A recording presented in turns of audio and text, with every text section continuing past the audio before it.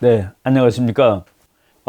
이번 주일은 지난번에 말씀드린 대로 그 우한 폐렴 그러면은 또 뭐 우리나라 별로 안 좋아하는 모양인데 신종 코로나 바이러스 신종이라는 것도 좀 사실은 웃기는 말입니다. 아무튼 그 중국에서 발발한 그 새로운 질병이 국제 정치에도 큰 영향을 미치는 것 같습니다. 국제 정치에 영향을 미치고 그리고 그 당사국 중국과 그리고 이웃나라 북한, 한국에 큰 영향을 미치고 있는 사실이 뭐 지금 분명해지고 있는데 오늘은 그런 내용을 말씀드리기로 하겠습니다.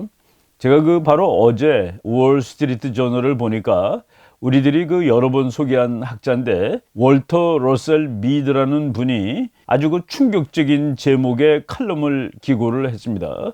뭐 저희들도 항상 그렇게 생각을 하고 있었는데 그 제목을 보고서 이거를 오늘 여러분들한테 소개해 드려야 되겠다라고 생각을 했습니다. 그 월터 러셀 미드 박사의 칼럼 제목이 China is Asia's real sick man. 그러니까 중국은 아시아의 진짜 병자, 뭐 병자라는 건 병 걸린 사람이라는 뜻이죠. 우리가 지금 국제 정치 역사를 볼 때 뭐 가끔 가다 보면은 그 말썽 피우는 나라 또는 그 나라 때문에 이웃 동네가 시끄러운 나라 이런 경우가 슬슬 있는데 뭐 드문드문 있는데 뭐 예를 들어서 유럽의 병자 그러면은 한때 그 터키를 유럽의 병자라고 얘기한 적이 있었습니다. 그리고 중국이 옛날에 이제 강한 나라였다가 이제 아편 전쟁 이후에 중국이 거의 몰락할 때 그때 이제 또 아시아의 병자 그러면은 그 중국을 상징하는 그런 일이었죠. 그리고 최근에 또 유럽의 경제를 막 망쳐놓은 주범인 국가가 그리스인데 또 그리스를 뭐 유럽의 병자 이런 식으로 국제 정치학에서 드문드문 쓰이는 말입니다. 그래서 이것이 이제 여러 번 쓰이는 말이라서 그런지 몰라도 2월 4일자 월스트리트 저널 컬럼에 월터 러셀 미드 교수가 리얼이라는 단어 하나 더 붙였습니다. 진짜 병자라고 해가지고 오늘 그 얘기 해드리고 그 다음에 지금 이 질병이 그 북한, 중국에 미치는 영향 그리고 한중 관계 이런 등등에 대해서 말씀드리도록 하겠습니다. 제가 그 중국에 대해서 그 강의를 뭐 드문드문 했습니다. 조금 우리나라 사람들이 생각하는 그 주류하고 다른 강의라고 저는 생각을 하고 있습니다. 많은 사람들한테 중국은 뜨는 태양입니다. 뜨는 태양이고 그리고 중국을 찬양하는 사람들은 중국 지금 이 공산주의 정부가 못할 것이 무엇이냐. 그리고 뭐 저와 같이 그 어떤 토론회에 만난 중국을 두둔하는 학자는 시간은 중국 편이고 중국이 못할 일이 없다는 식으로 그 얘기하는 것을 들은 적도 있었습니다. 그런데 저는 중국이 그동안에 그 현대의 정상 국가가 되기에는 너무나도 그 문제가 많은 나라다라는 얘기를 쭉 했죠. 그래서 제가 그동안 했던 얘기를 몇 가지를 정리해서 말씀을 드리고 그리고 월터 러셀 미드 교수의 그 칼럼을 소개하는 거로 하겠습니다. 지금 중국이 세계 그 GDP 2위의 나라입니다. GDP라는 건 뭐 우리 뭐 어렸을 때 다 배운 한 국가가 1년 동안에 생산해낸 모든 그 생산액의 총량을 합치면은 GDP라고 그러죠. GDP 상으로 미국이 지금 한 21조 돼가지고 세계 1위고 그리고 중국이 뭐 2019년 거 그 추정자를 보니까 14조 달러를 이제 넘은 거로 나오더라고요. 그러니까 21조, 14조. 그래서 각각 세계 1위, 2위인데 그 중국의 미래를 아주 낙관적으로 보는 사람들은 또 애써서 그 PPP라는 이 계산법을 씁니다. PPP는 그러니까 구매력, 그러니까 Purchasing Power Parity라고 그래가지고 구매력 기준으로 이제 GDP를 계산하는 것이죠. 그러니까 뭐냐면은 예를 들어서 뭐 미국에서 10,000불 버는 사람만큼 중국에서 5,000불을 버는 사람이 같은 수준의 생활을 할 수 있다 그러면은 중국 사람 것도 10,000불로 쳐줘가지고 계산하는 그런 방식입니다. 그렇게 계산하면 중국이 세계 1위가 나옵니다. 그래서 어떤 사람들은 이미 중국이 앞섰다 미국을 그 얘기 쓸 때 바로 PPP로 계산하는 그런 얘기를 쓰는데 중국 국력의 그 구체적인 실체를 우리가 자세히 들여다보면은 전혀 그렇지 않다. 그리고 허약한 나라다라는 것을 제가 여러 번 강조했습니다. 바로 최근에는 조지 프리드맨 박사가 썼던 책 앞으로 100년이라는 책 중에서 제5장 중국의 2020년 중국은 종이호랑이다라는 것도 이제 제가 제일 최근에 말씀드린 중국 관련 강의였습니다. 제가 이제 그 몇 가지를 말씀을 드릴 텐데, 우선 중국이 지금 세계 1등을 꿈꾸는 나라입니다. 어쨌든 간에. 그런데 1등을 꿈꾸기 위해서는 그 기본적으로 세계 모든 사람이 저 나라가 1등이고 우리는 저 나라를 따라가고 싶어. 그러니까 패권이라고 그러는 겁니다. 패권. 그리고 영어로는 헤즈모닉 파워. 패권국은 정말 칼만 가지고 지휘할 수가 없습니다. 패권국은 세계를 끌어나가는 나라이기 때문에 세계 모든 사람이 그거 좋은 거야 라고 할 수 있는 그 무엇을 제공을 해야 됩니다. 그러니까 이데올로기를 제공을 해야 되죠. 그런데 중국이 세계 1위를 꿈꾼다면은, 중국이 세계 1위가 그리고 정말로 된다면은 중국은 지구 사람들을 어떤 이념으로 지도해 나갈 것이냐, 거기에 대해서 중국 사람들은 얘기하지 않습니다. 미국 사람들은 말이죠, 그냥 자기네들이 항상 얘기하는 거가 민주주의, 데모크라시입니다. 그 다음에 프리덤, 자유입니다. 그리고 피스, 그리고 평화. 우리는 이 세 가지를 지향한다라고 미국 사람들이 얘기하죠. 그거를 그 마이클 맨델바움이라는 아주 유명한 학자가 인간을, 그 세계를 완전히 지배한, 세계를 정복한 이념, Ideas That Conquered the World라는, 여러분들이 그 책 모습 보겠습니다. Ideas That Conquered the World, 세계를 지배한 이념 해가지고 Peace, Democracy and Free Market, 프리덤이죠. 바로 이것이 세계를 지배한 이데올로기인데, 바로 미국이 우리는 이거를 전 세계에 확산하는 것이 우리의 꿈이야 라고 얘기를 합니다.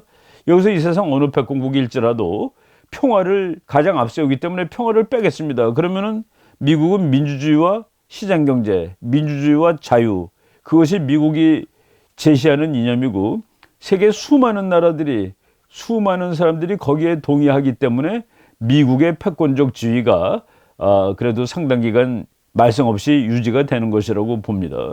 그런데 중국은 뭐냐? 중국도 데모크라시 그리고 프리마켓이냐? 그렇다 치면은 많은 이상주의자들이 말한 참편이 바뀌어도 세상은 그대로 있을 것이다 라는 그 말이 되겠는데, 지금 그렇지 않다는 것은 확실한 것 같습니다. 중국은 어떤 이념을 가지고 세계를 끌어갈 것이냐, 만약 참편이 된다면은 그거를 대답하지 못하는 나라다라는 그 첫 번째 문제가 있고, 두 번째, 이것도 우리가 그 소개를 했었습니다만은, 중국은 부패에 쩔은 나라입니다. 부패. 중국 사람들이 얼마나 부패했느냐라는 얘기를 여러 번 해드렸기 때문에 오늘은 그냥 간단하게 말씀을 드리면은, 일단 중국의 GDP가 세계 2등이라고 그랬습니다. 그런데 중국 국민의 개인 소득은 세계 평균에도 미치지 못합니다. 이것도 사실은 문제가 있는 것이죠. 세계의 패권을 꿈꾸는 나라의 국민 소득이 지구의 평균도 안 된다. 이거는 어딘가 모르게 맞지가 않습니다. 국민들이 정말 잘 사는 나라라야지 세계 패권을, 세계를 이끌어갈 수 있는 나라가 되는 것이죠. 그런데 중국의 공산당 간부들은 미국 최고위급의 정책 결정자들보다 저희들이 한번 소개한 적이 있었습니다. 얼마나 더 잘 삽니까? 거의 한 80배 정도 많은 거로 한번 계산해 드린 적이 있었죠. 예. 중국의 공산당 간부들 한 160명 정도의 재산 평균이 우리나라 돈으로 1조 수천억에 해당되고, 그리고 미국의 아주 최고위급 한 600명 정도 재산을 보니까 중국의 한 80분의 1도 안 되는, 그러니까 이런 이 중국이 부정과 부패에 쩔은 나라인데, 이런 나라가 앞으로 정상적으로 발전하기 어려울 것이다라는 얘기를 해준 적이 있었습니다. 셋째, 우리가 정치 발전, 경제 발전, 이렇게 발전이라는 용어를 많이 쓰는데, 정치 발전이라는 말도 이제 정치학자들이 많이 쓰는데, 정치 발전이라는 것은 결국은 민주국가가 되는 얘기를 하는 겁니다. 옛날에 독재 국가들이 지금 이제 21세기가 되면서, 그리고 나라들이 경제 생활이 좋아지면서 상당히 많은 나라가 민주화를 이루고 했습니다. 그런데 중국이 민주화를 과연 이루어갈 수 있는 나라냐? 예를 들어 중국은 경제 성장률이 30년간 10%대 경제 성장률을 해서, 그래서 이제 세계 민주화의 기준이 거의 10,000불에 육박한 그런 개인 GDP를 가진 나라가 되었는데, 시진핑이 집권한 이후에 중국은 민주화되기는커녕 점점 더 독재로 가고 있다. 그래서 이게 지금 미국에서도 중국과 잘 지낼 수 있다고 보던 많은 사람들이, 중국은 독재 국가고 전체주의 국가고 더 이상 크면은 안 되겠다라고 생각하고 중국의 성장을 이제 노골적으로 공식적으로 제어하겠다고 발표를 뭐 2018년, 2019년에 그런 얘기들이 많이 나왔죠. 그런 상황이 된 겁니다. 예. 그러니까 중국은 민주화를 정말 못하는 나라냐? 저는 중국의 그 구조적으로 너무나도 큰 나라입니다. 그래서 민주화를 하게 되면은 그 지금도 중국이 아니고 나는 독립해 나가겠다라는 그 위구르라든가 티벳이라든가 또는 대만 문제, 홍콩 문제, 중국이 진정 민주국가라면은 그들을 독립시키는 수밖에 없는데 바로 현재의 중국이 그런 것을 인내할 만큼 그런 나라가 되지 못했다라는 그 말씀을 드리는 겁니다. 그래서 중국은 정치 발전이 지금 돼야 되는데 그것을 못하고 있고 민주화를 시키다 보면 잘못하면 국가가 붕괴될지도 모른다는 그런 두려움에 쌓여 있는 그런 그 문제점이 많은 나라다라는 말씀을 드리는 거죠. 원심력이 더 큰 나라입니다. 중국이라는 그 하나로 되는 게 아니라 상하이 따로, 위구르 따로, 티베트 따로 뭐 이런 식으로 그 원심력이 더 큰 나라. 그래서 이제 문제가 많다고 보는 거고. 네 번째, 중국이 그 수많은 문제점이 있더라도 그래도 그 문제점이 전부 다 이렇게 그 가려지는 것은 워낙 경제 성장이 빠르기 때문에 사람들이 막 생활이 좋아지고 그러다 보니까 뭐 정치 체제가 민주적이 아니라는 거 또는 뭐 지도자들이 자기네들보다 돈을 뭐 몇천 배 더 잘 번다는 거 이런 거에 대해서 개의하지 않았습니다. 중산층이 명 많아지고 사람들이 다 잘 살게 되니까 여행도 다니고 놀러 다니고 가서 사치도 하고 그런데 그것을 하기 위해서는 고도 성장이 영원히 지속되어야 되는데 8% 10% 이렇게 가야 되는데 그것이 영원히 지속될 수 없는 일이다라는 것이 이제 이 증명이 된 것이죠. 그래서 이 경제 성장이 둔화가 되게 되면은 그동안에 잠재했던 모든 문제들이 튀어나올 거다는 얘기입니다. 예를 들어서 중국의 그 농민공 뭐 2억 5천만 정도 된다고 그러죠. 시골에서 농촌에서 도시로 와가지고 공장에서 일하면서 그 돈을 받아가지고 농촌에 있는 자기 가족들한테 보내가지고 가정 생활을 영유아 같은 그런 그렇지만은 도시에 살면서 뿌리를 내리지 못하고 있던 이 농민공이라는 세력들 이런 세력들이 이제 월급도 못 받고 그리고 다시 고향으로 돌아갈 수도 없고 이런 상황이 됐을 때 그들은 중국 사회를 파탄내는 아주 위험한 그런 그 폭동을 일으킬 수 있는 요인이 될 수 있는 것이죠. 그다음에 지난 몇십 년 동안 뭐 이렇게 그 국가가 발전하는 과정에서 인구 통계학적인 문제가 생겼습니다. 남자는 많고 여자는 적고 그러다 보니까 결혼 못하는 젊은 남자들이 엄청나게 많은데 수천만이 되는데 이런 친구들의 문제 그리고 또 하나만 나라고 그러다 보니까 여자 나면은 호적에 올리지도 않고 뭐 또 남자 두 번째 나면은 또 그것도 호적에 못 올리고 이래갖고 호적도 없는 젊은이들 우리가 그 검은 아이들이라고 그런다고 그랬습니다. 이런 사람들 흑아군단 그리고 또 그냥 애들 하나만 나라고 해서 하나난 집은 전부 다 공주님 왕자님입니다. 그래서 황제처럼 길렀는데 이런 좀 제멋대로 자란 그 새로운 세대의 그 젊은이들이 경제 발전이 지속되는 동안은 사회의 문제점이 아니지만은 경제 발전이 둔화될 때 사회 문제점이 될 수 있다라는 그 문제점들 그게 이제 네 번째 문제입니다. 그리고 지금 중국이 점점 커지는데 많은 그 서양 국가들 그리고 기왕의 현대 강대국들이 중국의 성장을 점차 근심 어린 눈으로 바라보기 시작했다는 얘기입니다. 중국이 나라가 커지면서 좀 잘생기고 멋있는 나라로 가기보다는 오히려 그 국제 질서의 안정을 깨치고 그 옆에 있는 나라한테 아주 이 잔악하게 대하고 그리고 옆에 있는 나라를 동등한 나라로 쳐주지 않고 이런 식으로 강압적으로 대하고 이런 것들이 국제사회의 강대국들로 하여금 중국을 견제하는 모드로 그 외교 정책을 바꾸게 했다는 얘기입니다. 그래서 그 국제사회가 이제 긴장스러워지는 거예요. 화해가 아니라. 그 다음에 뭐 앞에서도 잠깐 말했지만은 중국의 미래를 결정짓는 것이 그 인구 통계학이라고 이제 주장하는 인구 통계학자들은 자기네 그 연구 기법으로 봤을 때 중국의 미래는 깝깝하다라고 이제 얘기를 한다고 여러 번 소개를 했습니다.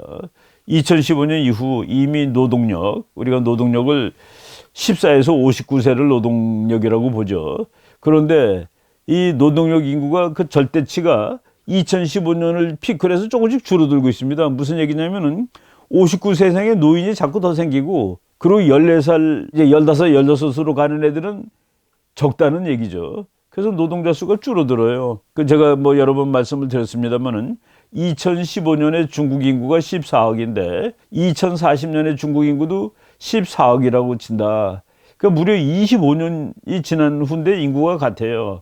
근데 이것은 인구가 같다는 것이 전체 숫자는 같지만은 이게 구성을 보면 완전히 황당한 그 상황이 나오는데, 뭐냐면은 50세를 기준으로 50세를 가운데로 끊었을 때 이 50세 밑에 있던 2억 5천만 명이 50세 이상으로 되는 것이 2040년입니다.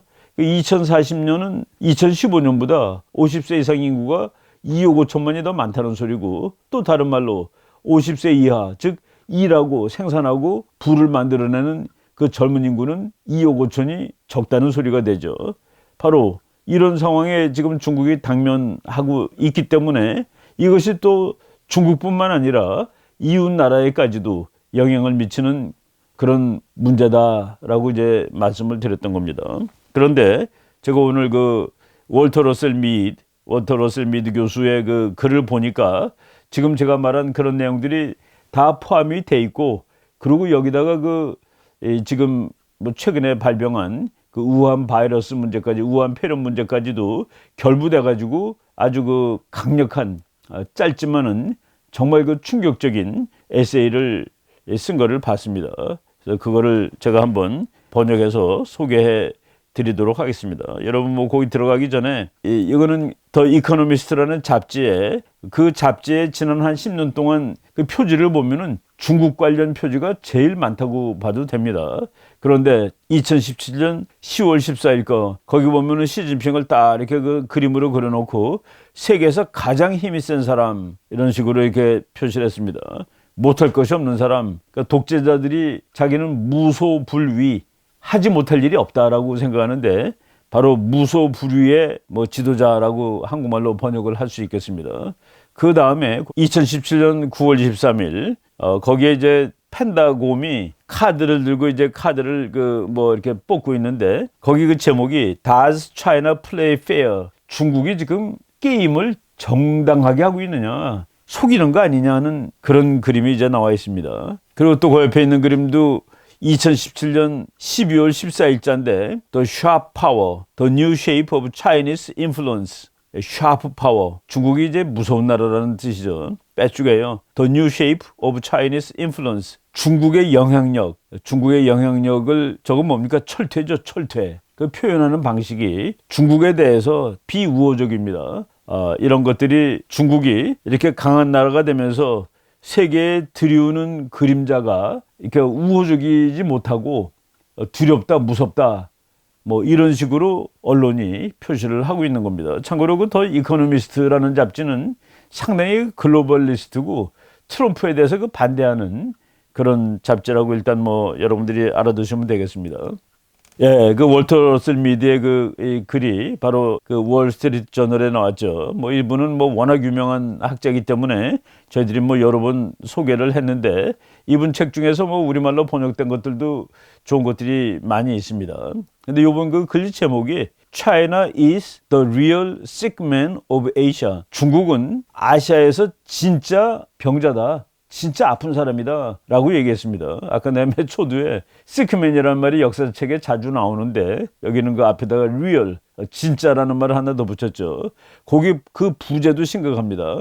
Its financial markets may be even more dangerous than its wildlife markets. 예, 지금 와일드라이프라는 게 뭡니까? 야생동물 마켓, 야생동물 시장입니다. 그러니까 지금 뭐 박쥐 뭐 이런 거, 이게 야생동물이라는 게 우리가 그냥 흔히 이렇게 아는 동물이 아니라 조금 좀 이상한 동물들, 그런 것들을 이제 중국 시장에서 뭐 음식으로도 팔고 뭐 이렇게 파는 모양인데, 그 시장이 제기하는 위험보다도 더 위험한 것은 파이낸셜 마켓이다. 중국의 금융시장은 중국의 그 야생동물 시장보다도 더 위험한 것이다 라고 제목을 달고 있습니다. 뭐 제가 그냥 쭉 번역한 걸 한국말로 읽어드리겠습니다. 중국의 막강한 힘은 이번 주 초라한 모습을 드러내 보였다. 그렇죠. 그 뭐 꼭 제3세계의 그 엉성한 나라처럼 지금 그 대하는 거예요. 이거 행동을 하는 겁니다.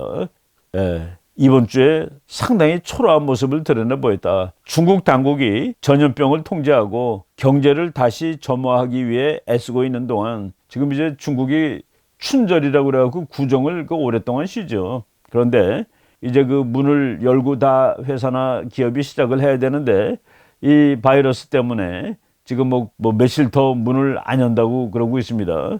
그런데 전염병을 통제하고 경제를 다시 문을 다시 갖다 킨다는 소리죠.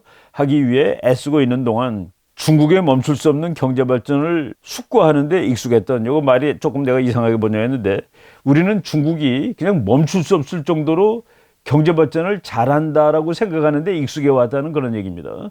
항상 중국이야 뭐 문제가 있겠어? 라고 생각했는데 익숙했던 전 세계는, 전 세계가 이제 깨닫게 되는 겁니다.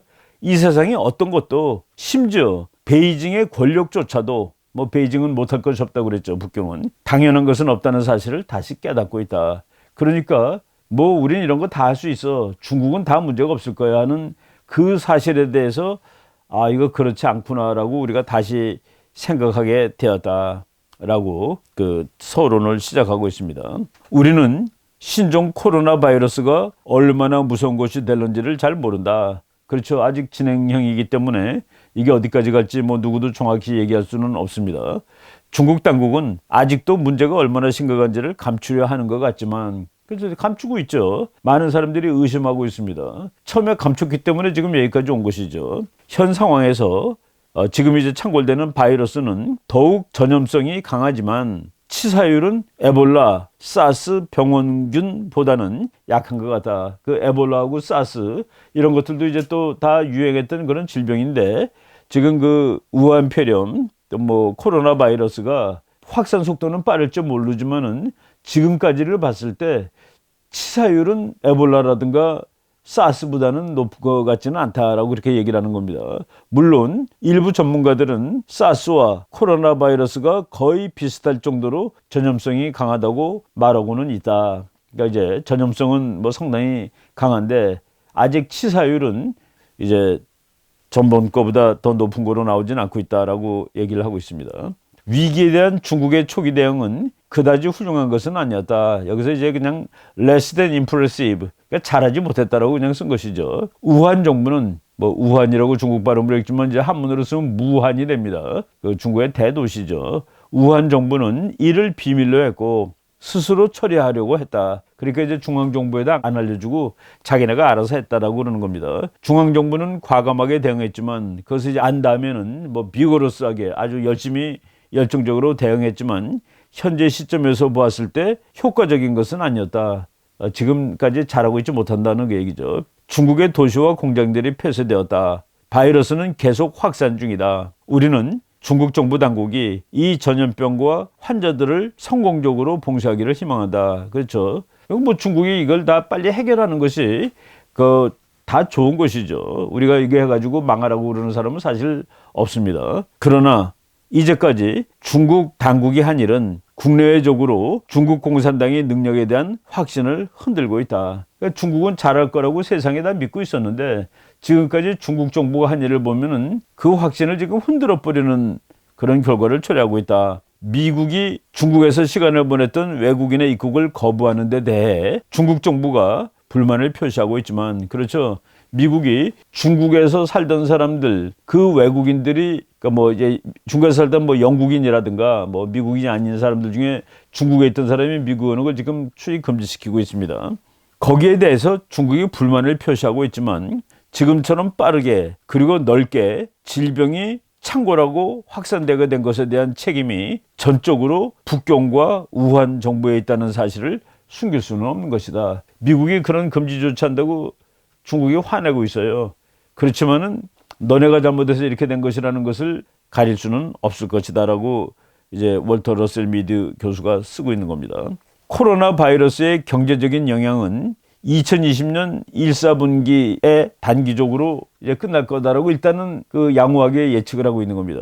그렇지만은 중국의 경제 성장률은 급격히 저하시킬 것이며, 그러니까 오래 갈 거라고 보지는 않은 것 같습니다. 그런데 경제 성장은 툭 떨어질 거다는 그런 얘기죠. 1, 4분기에.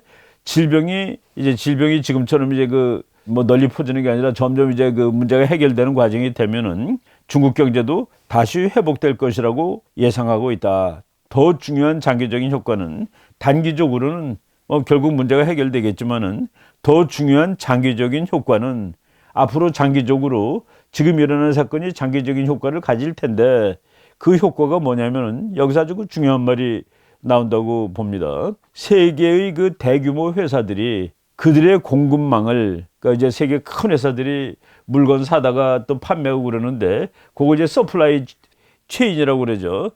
이 그들의 공급망을 탈중국화하는 경향을 더욱 강화시킬 것이라는 점이다. 예, 지금 이미 중국 경제의 그 여러 가지 불안 요인 때문에 세계의 그 대기업들이 중국으로부터 뭐 물건을 생산하고 그 사다가 판매하고 그러는 그 서플라이 그 망을 이제 서서히 중국이 아닌 다른 곳으로 바꾼다고 그랬죠. 그거를 뭐 여기서 이 교수는 디시니사이즈라고 그랬습니다. 그 시니 그러면 이게 중국이라는 뜻인데 디시니사이즈는 비중국화 이렇게 번역을 하면 될 것 같아요. 그 이제 모든 것을 중국에 의존하지 않겠다. 또는 다른 말로 하면 디커플링이라는 말을 쓰는 학자도 있었다고 우리가 소개했습니다. 중국 경제를 세계 경제에서부터 떼어내는 것, 디커플링. 또는 큰 회사들이 이 자기네가 사업하는 거를 중국하고 연결을 딱 시켰었는데 그 중국과의 연계망을 비중국화시키는 것. 바로 이번 폐렴 사태가 세계의 큰 회사들로부터 앞으로 이제 중국과 거래를 줄여나가야 되겠다 하는 그 경향을 더욱 강화시켜 줄 것이다. 이것이 앞으로 장기적으로 올 문제다라고 얘기하는 겁니다. 그리고 공중보건에 관한 지속적인 우려를 추구할 때 중국은 계속 보건에 대한 건강에 대한 우려를 이렇게 자아내는 나라죠. 새로운 무역전쟁의 위협과 공급망의 다원화 조치는 사려 깊은 일로 보이기 시작할 것이다. 무슨 얘기냐면은 바로 중국이 자꾸 이런 문제를 내기 때문에 다른 큰 회사들이 중국과 거래하는 걸 서서히 줄이고 그리고 그 공급망을 디시니사이즈하고 또 중국 경제를 세계 경제와 디커플링하고 그렇게 하는 것은 사려 깊은 일이다. 그렇게 하는 건 잘하는 일이다. 라고 생각할 수 있도록 하고 있다라는 그 얘기입니다. 번역을 직역을 하다 보니까 말이 한국말 같지 않은 느낌이 드는데 지금 제가 그래서 부연을 했습니다.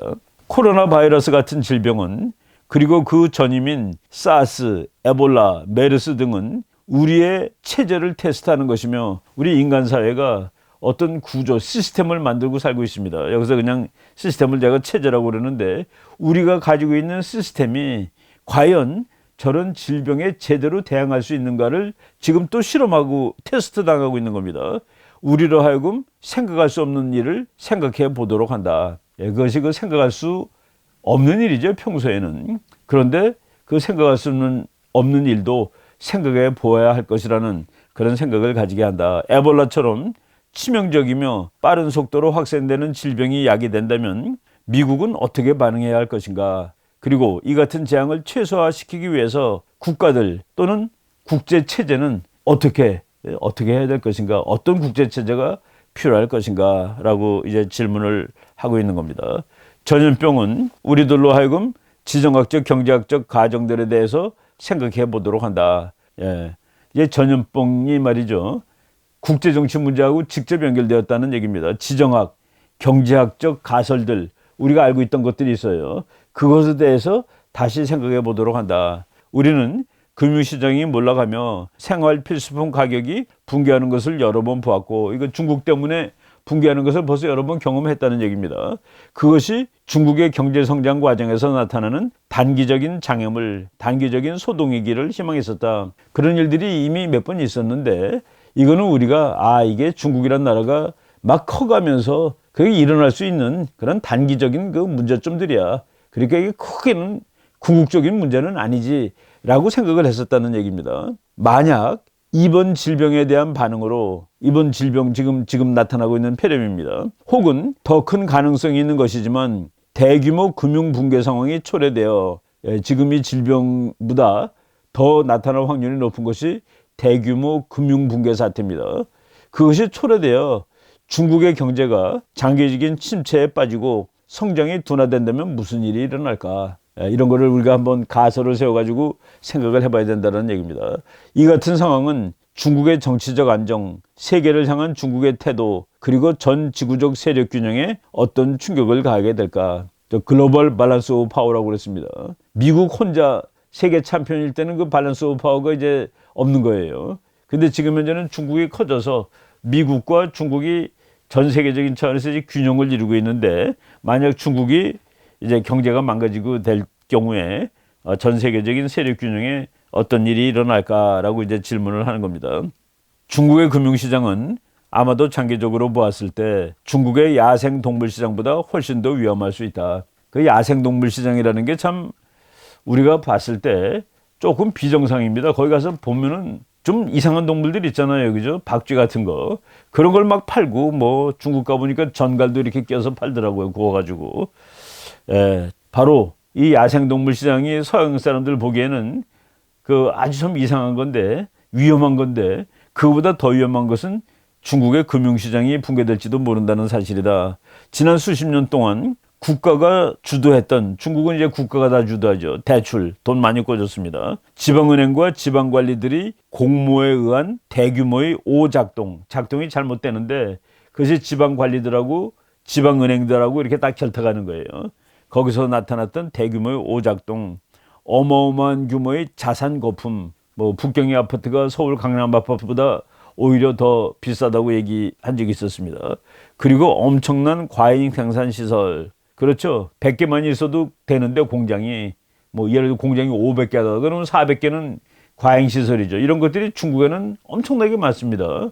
왜냐하면은 엄밀한 의미의 시장 경제가 아니기 때문에 그런 거예요. 그러니까 팔 만큼 만들어야 되는데 뭐가 잘 된다 그러면 그냥 저마다 각 성마다 다 만들어 놓고 그러는 것이죠. 엄청난 과잉 생산 시설 등 누적된 문제들을 고려할 때 중국은 대대적인 경제적 수리 조치를 취하지 않으면 안 되는 상황에 이른 나라다. 이런 여러 가지 문제점을 다 봤을 때 중국은 지금 대규모로 대대적으로 이 구조를 수리를 해야 됩니다. 고쳐야 돼요. 영어로는 코렉션이라고 되어 있습니다. 매시브 이코노믹 코렉션을 해야 할 나라인데 중국이 그거를 잘 못하죠.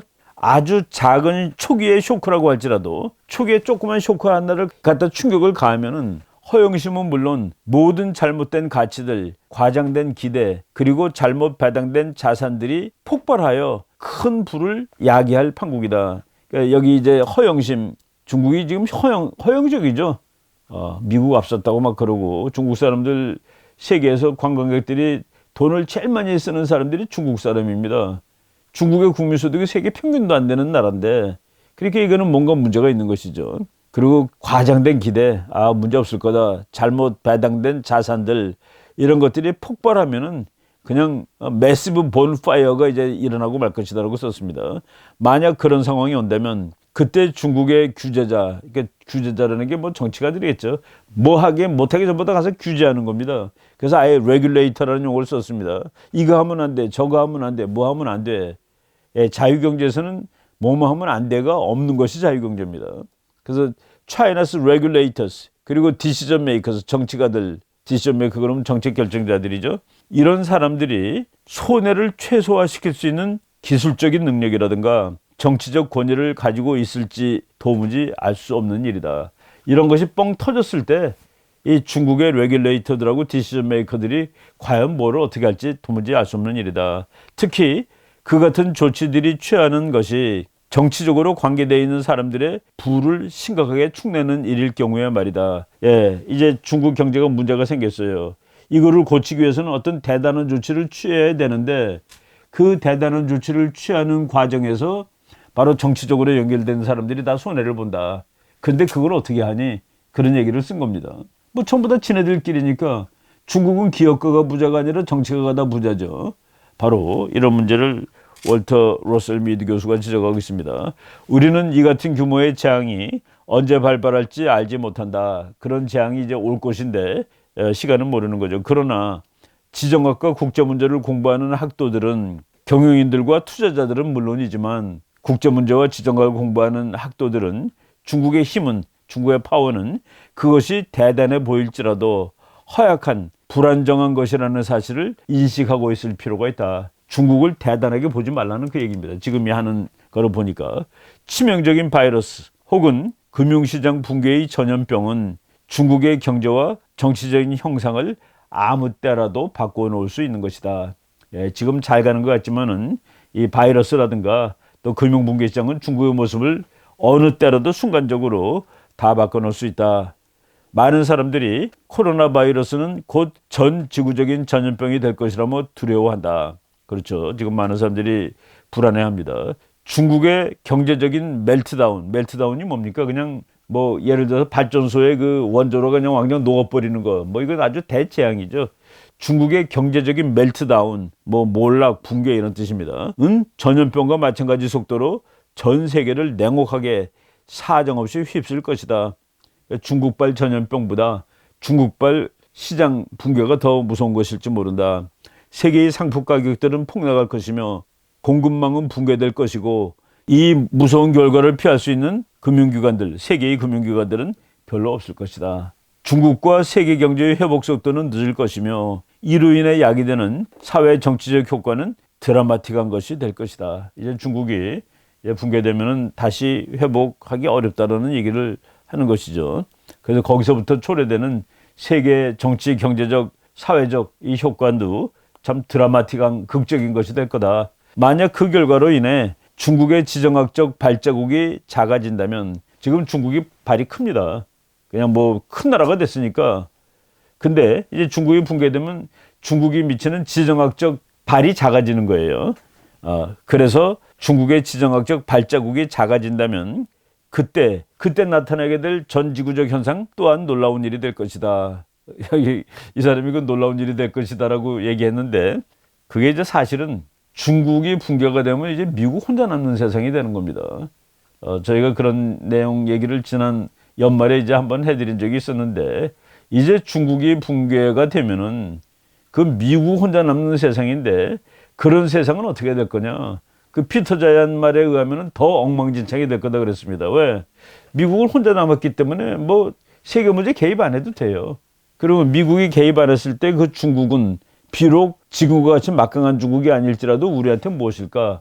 지금 우리가 미국이 우리를 도와주니까 중국한테 맞짱도 사실은 뜰 수가 있는 겁니다. 예, 이런 얘기를 하는 것이죠. 그래서 중국의 발자국이 작아졌을 때도 그때 나타날 전지구적 현상은 놀라운 일이 될 것이다. 혹자는 미국에 대한 도전자가 무대 뒤로 사라진 이후의 세계에서 미국 주도의 일극시대, 미국 혼자 챔피언인 시대를 말하는 겁니다. 가 다시 돌아올 것이라고 기대할 것이다. 그러니까 미국이 이제 혼자 남았어요. 그러나 미국 정치의 세계에서 그러니까 미국의 국내 정치를 쭉 봤을 때 그러니까 In the World of American Politics라고 쓴 겁니다. 미국의 그 정치가 작용되는 그 세계를 보았을 때 아마도 개입보다는 고립이 더 중요한 모습으로 나타나게 될 것이다. 그때 미국의 세계 유일의 초강대국이 됐을 때 개입하기보다는 고립을 하게 될 것이다. 중국의 도전이 사라진다면 많은 미국 사람들은 미국은 전 지구적인 개입으로부터 안전하게 빠져나올 수 있을 것이라고 생각하게 될 것이다. 이거 지금 이렇게 얘기하는 사람 많죠. 피터 자이언 똑같이 이렇게 얘기했습니다. 그리고 존 미어샤이머 교수도 중국의 힘이 약화되게 되면 미국은 주한미군을 철수시킬 수 있다라는 말도 한 적이 있을 정도로 이제까지 21세기는 검은 백조의 시대였다. 예상하지 못한 일들이 이제 많이 나타났다는 얘기예요. 9.11 이후 트럼프 대통령이 당선되었고 브렉시트가 야기될 때까지 가능성은 낮지만 발발할 확률은 적어요. 그렇지만 한번 발발하면은 국제 문제에 충격을 주는 그런 사건들이 세계 질서를 재편했었다. 그렇죠. 9.11이라든가 뭐 브렉시트라든가 이런 것들이 우리가 평소에 예측하지 못하던 사건들인데 잘 일어날 가능성은 없지만 한번 일어나면은 충격적으로 변화를 가져올 그런 일들이 이제 많이 나오고 그것 때문에 이제 세계가 변화가 됐었는데 그 같은 세상은 끝나지 않았고 검은 백조는 아직 도래하지 않았으며 이제 진짜 검은 백조 아직 나오지 않았다는 얘기입니다. 코로나 바이러스 전염병은 중국에서 나타날 마지막으로 놀라운 일이 될 가능성도 별로 없다. 이게 이제 영어식 표현이죠. 이게 다가 아니다. 이제 앞으로 또 이런 것들이 이제 쉬지 않고 일어날 것이다. 러셀 미드 교수에 의하면은 앞으로 지금 이 신종 바이러스가 아니라 중국의 경제가 그냥 그 세계에 충격을 가할 그런 일이 일어날지도 모른다. 그것도 이제 아직까지 닥쳐오지 않은 검은 백조다. 그 블랙스완이라는 건 있을 수 없는 얘기죠. 뭐 옛날에 보니까 검은 백조가 나타났다고 그럽니다.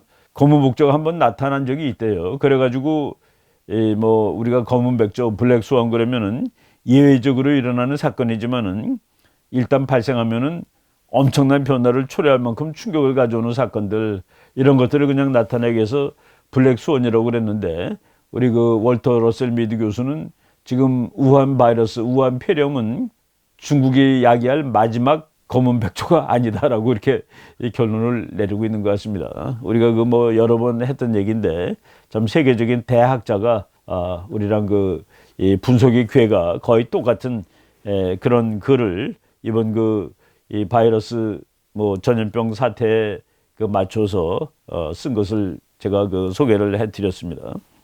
예, 그리고 뭐 이건 첫 번째 강의는 여기까지 하고, 이 중국의 바이러스 이것이 뭐 북한이라든가 또 중국 본토 그리고 우리나라에 미치는 그런 국제 정치적인 영향에 대해서 또 다음번 이 꼭지에서 말씀을 드리도록 하겠습니다.